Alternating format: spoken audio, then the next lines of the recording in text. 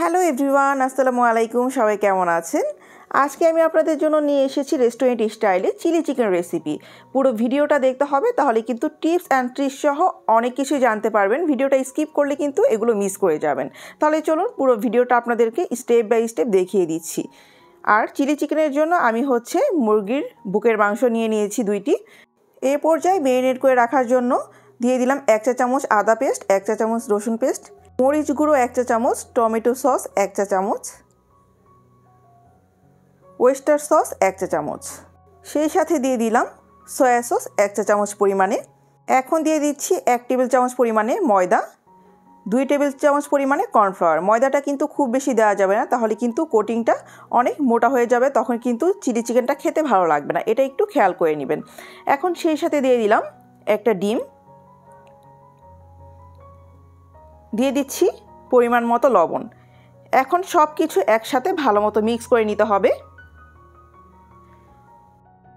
ভালো মতো মিক্স করে নেওয়ার পরে এটা আধা ঘন্টা মেরিনেট করে রাখতে হবে। এবং লাস্ট পর্যায়ে দিয়ে দিচ্ছি তেল। এতে করে যখন চিকেনটা ভাজবো তখন চিকেনে কিন্তু অতিরিক্ত তেল অ্যাবজর্ব করবে না এবং ভাজাটা খুব সুন্দর হবে। এখন চিলি চিকেনের গ্রেভির জন্য একটি সস তৈরি করে নেব। এতে করে একটু সসটা বেশি লাগবে। দিয়ে দিলাম 1 বাটি পরিমাণে টমেটো সস, 2 টেবিল চামচ পরিমাণে চিলি সস এবং দিয়ে দিচ্ছি 2 টেবিল চামচ পরিমাণে সয়া সস। এখন একটু পানি দিয়ে এটাকে ভালো মতো মিক্স করে নিতে হবে। সসগুলো কিন্তু আমি ভালো করে মিক্স করে নিয়েছি। এই পর্যায়ে চলে যাব রান্নাতে। এখন পরিমাণ মতো তেল দিয়ে নিয়েছি চিকেনগুলো ভেজে নেওয়ার জন্য। আমি কিন্তু আধা ঘন্টা চিকেনগুলো মেরিনেট করে রেখেছিলাম। এখন তেলটা গরম হওয়ার পরে আমি একে একে সবগুলো চিকেন দিয়ে দিচ্ছি।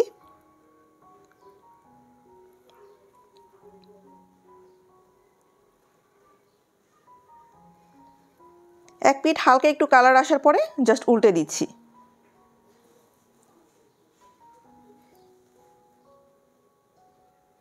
আর কোটিংটা তো দেখতেই পারছেন, কোটিংটা কিন্তু খুব বেশি ভারী হয়ে যায়নি। কোটিং যদি খুব বেশি ভারী হয়ে যায় সেক্ষেত্রে কিন্তু ক্রিস্পিনেসটা আসবে না। তো আমার চিকেনের কিন্তু কালার চলে এসেছে, এর চেয়ে বেশি ভাজার দরকার নেই। এখন তুলে ফেলবো। আমি আরেকবার মনে করিয়ে দিচ্ছি, যখন আপনারা মেরিনেট করবেন চিকেন তখন কিন্তু ময়দার পরিমাণটা যাতে অবশ্যই কম হয়। খুব বেশি ময়দা দিয়ে ফেললে তখনই কিন্তু চিকেনের উপরের যেই পুরটা সেটা কিন্তু ভারী হয়ে যাবে আর ক্রিস্পিনেসটা থাকবে না। তো এখন একইভাবে আবারও চিকেনগুলো ভেজে নিচ্ছি। তো একে একে কিন্তু আমি সবগুলো চিকেনই ভেজে নিলাম। এখন এ পর্যায়ে চিলি চিকেনটা রান্না করে ফেলবো। গরম তেলে দিয়ে দিলাম 4-5টা শুকনা মরিচ, সামান্য একটু ভেজে নিব। এই পর্যায়ে দিয়ে দিচ্ছি একদম মিহি করে কুচি রাখা আদা রসুন কুচি। আদা রসুনগুলো খুব বেশি ভাজার দরকার নেই, সামান্য একটু ভেজে নেওয়ার পরে যখন সুন্দর একটা ফ্লেভার ছড়াবে তখন আমরা অ্যাড করে দিব পেঁয়াজের যেই কলিগুলো খুলে রেখেছিলাম সেগুলো অ্যাড করে দিব। এবং পেঁয়াজের কলিটা অবশ্যই একটু বেশি দিতে হবে। তো পেঁয়াজের কলি জাস্ট 1 থেকে 2 মিনিট একটু ভেজে নিচ্ছি। এখন অ্যাড করে দিব 3 কালারের ক্যাপসিকাম। আর ক্যাপসিকাম চাইলে কিন্তু আপনি 1 কালার দিয়েও রান্না করতে পারেন, তবে সুন্দরের প্রয়োজনে আমি 3 কালারের ক্যাপসিকাম ইউজ করেছি। আর ক্যাপসিকাম 3 কালার ইউজ করার পরে দেখতেই তো পাচ্ছেন অনেক বেশি সুন্দর আর অনেক লোভনীয় লাগবে যখন রান্নাটা কমপ্লিট হয়ে যাবে। তো ক্যাপসিকাম দেওয়ার পরেও কিন্তু খুব বেশি ভাজার প্রয়োজন নেই, তাহলে কিন্তু কালারটা খুব বেশি সুন্দর থাকবে না। 30 থেকে 40 সেকেন্ডের মতো আমি ক্যাপসিকামগুলো ভেজে নিয়েছি। এখন চিকেনগুলো অ্যাড করে দিলাম। এখন চিকেনগুলোকে ভালো মতো ক্যাপসিকামগুলোর সাথে অ্যাড করে দিতে হবে। আমি কিন্তু ভালো মতো মিক্স করে নিয়েছি। এ পর্যায়ে আমি সস অ্যাড করে দিব। আর সসের পরিমাণটা যাতে অবশ্যই ব্যালেন্স থাকে। সস যদি আপনি বেশি দিয়ে দেন সেক্ষেত্রে কিন্তু দেখা যাবে যে ক্যাপসিকামগুলো কিন্তু গলে যেতে পারে, আবার কম দিলেও কিন্তু টেস্টি হবে না। তো এটার ব্যালেন্স হওয়াটা কিন্তু খুব বেশি জরুরি। সসটা দেওয়ার পরে আমি 2 মিনিটের মতো রান্না করে নিব। খুব বেশি কুক করা যাবে না, তখন কিন্তু ক্যাপসিকামের কালারগুলো আর সুন্দর থাকবে না। এখন আমি কর্নফ্লাওয়ার গুলিয়ে রেখেছিলাম, সামান্য একটু গুলিয়ে রাখা কর্নফ্লাওয়ারটা অ্যাড করে দিলাম। কর্নফ্লাওয়ারটা দেওয়ার পরে কিন্তু সুন্দর মতো নেড়ে দিচ্ছি। আর দেখতেই তো পারছেন থিকনেসটাও কিন্তু একদম পারফেক্ট।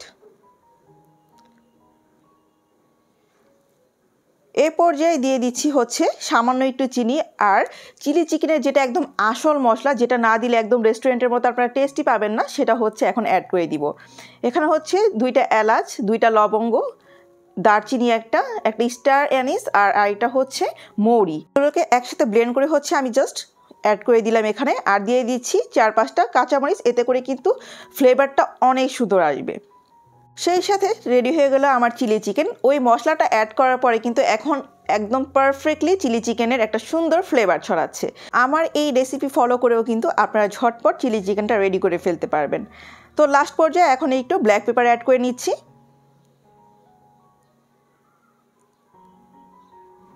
খুব অল্প সময়ের মধ্যে কিন্তু চিলি চিকেনটা রেডি হয়ে গিয়েছে। সব কিছু হাতের কাছে রেডি থাকলে কিন্তু চিলি চিকেনটা রান্না করা একদমই ইজি। তাহলে আপনারা আর দেরি করছেন কেন? আপনারা আমার রেসিপি দেখে কিন্তু আজকেই তৈরি করে ফেলতে পারেন এই চিলি চিকেনের রেসিপিটি। আর যদি ভালো লেগে থাকে অবশ্যই কিন্তু লাইক, কমেন্ট, শেয়ার করতে ভুলবেন না। আর যারা এখনও আমার চ্যানেলটি সাবস্ক্রাইব করেনি, চ্যানেলটি সাবস্ক্রাইব করে দিবেন। যারা ফেসবুক থেকে দেখছেন, লাইক, কমেন্ট, শেয়ার করে কিন্তু পাশেই থাকবেন।